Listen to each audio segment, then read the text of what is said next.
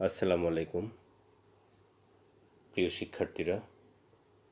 South Asian স্কুলের বাংলাদেশ ও বিশ্ব পরিচয় অনলাইন ক্লাসে সবাইকে স্বাগত জানাচ্ছি। আমি তোমাদের বাংলাদেশ ও বিশ্ব পরিচয় শিক্ষক হামিদুর রশিদ জাভেদ স্যার।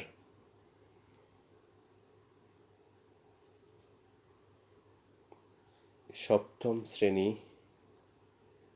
বিজিএস পঞ্চম অধ্যায় বাংলাদেশ ও বাংলাদেশের নাগরিক, এই অধ্যায়ের উপর আমরা আগে আরও 2টি টিউটোরিয়াল দেখেছি।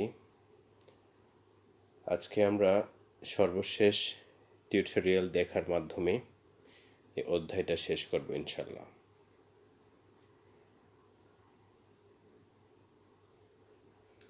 বাংলাদেশের আর্থসামাজিক উন্নয়নে সুনাগরিকের গুরুত্ব।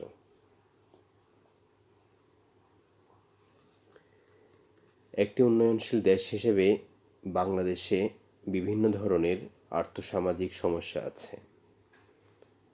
এগুলোর মধ্যে নিরক্ষরতা, বেকারত্ব, দারিদ্র্য, দুর্বল অর্থনীতি,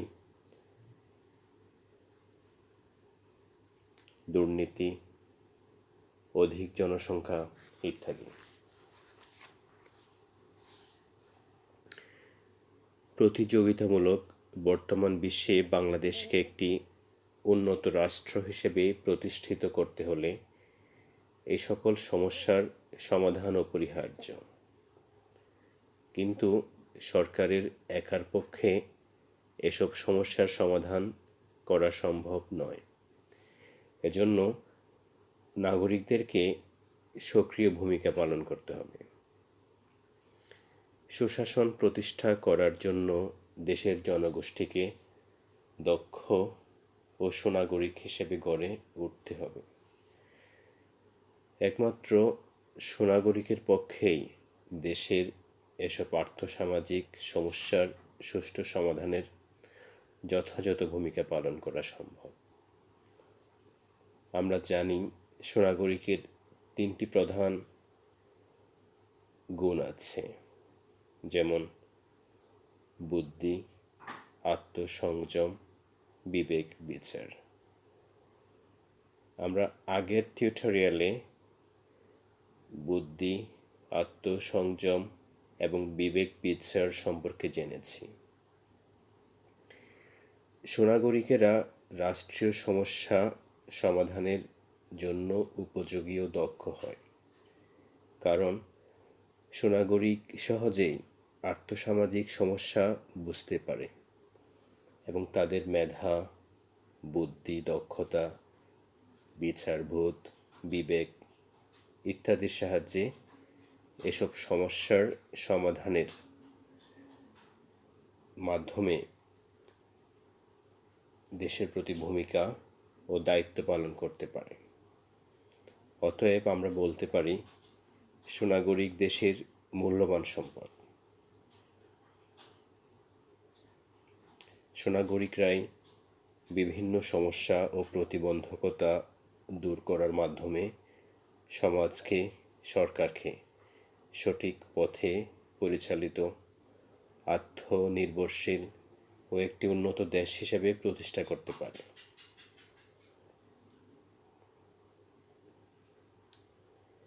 নাগরিকের অধিকার অর্জন ও দায়িত্ব পালন।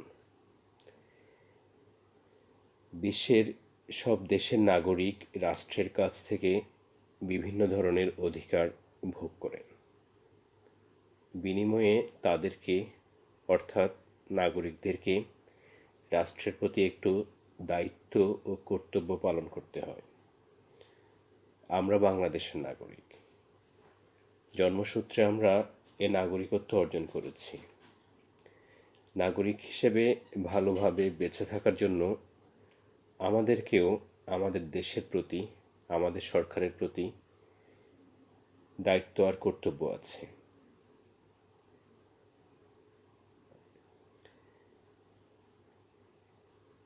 নাগরিকের অধিকার।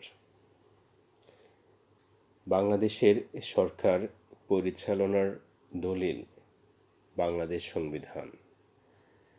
বাংলাদেশ সংবিধানে আমাদের নাগরিক অধিকার উল্লেখ করা হয়েছে,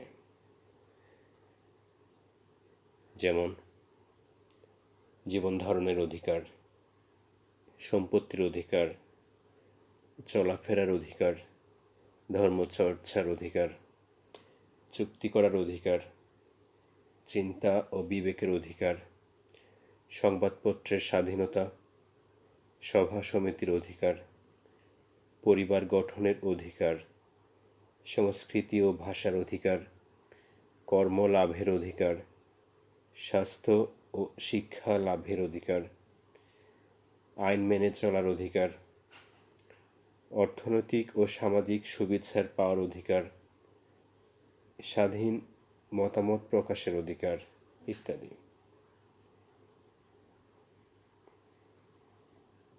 নাগরিকের দায়িত্ব। রাষ্ট্রের কাছ থেকে অধিকার অর্জনের পাশাপাশি রাষ্ট্রের প্রতি নাগরিকদের দায়িত্ব পালন করতে হয়। এই দায়িত্বগুলো হচ্ছে: রাষ্ট্রের প্রতি আনুগত্য, আইন মেনে চলা, ভোটাধিকার প্রয়োগ করা, নিয়মিত কর দেওয়া, সরকারি কাজ সুষ্ঠুভাবে সম্পাদন করা, সন্তানদের শিক্ষা দেওয়া।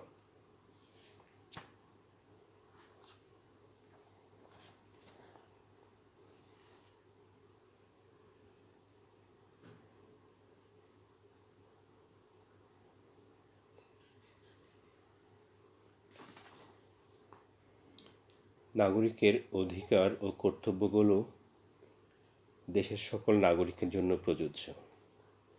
এসব অধিকার ছাড়া নাগরিকের যথাযথ মানসিক বিকাশ সম্ভব নয়।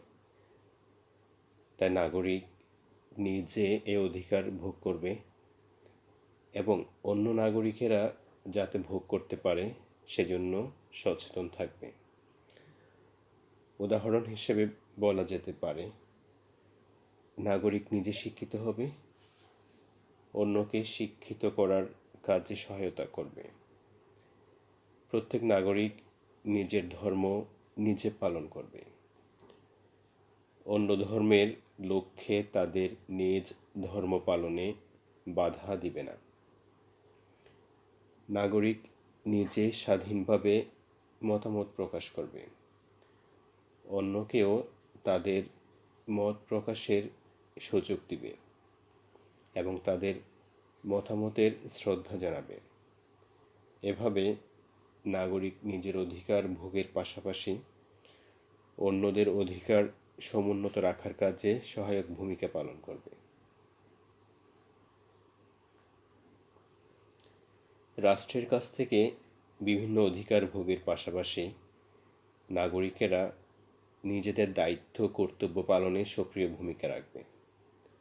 আজকাল রাষ্ট্রের উন্নয়নে অধিকার ভোগের চেয়ে নাগরিকরা কর্তব্য পালনের উপর বেশি গুরুত্ব দেয়।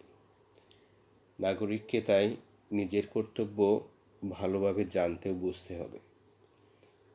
উদাহরণস্বরূপ, নাগরিক রাষ্ট্রের আইন শৃঙ্খলা মেনে চলবে, কর্মক্ষেত্রে নিজের দায়িত্ব যথাযথভাবে পালন করবে, সন্তানকে উপযুক্ত শিক্ষায় শিক্ষিত করবে এবং রাষ্ট্রের উন্নয়নে সহায়ক সব ধরনের কাজে সহযোগিতা ও সক্রিয়ভাবে অংশগ্রহণ করবে।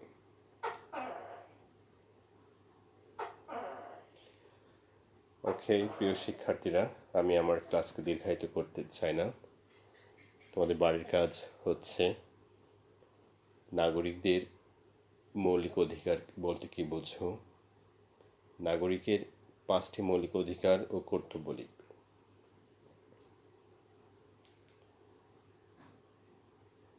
ধন্যবাদ সবাইকে।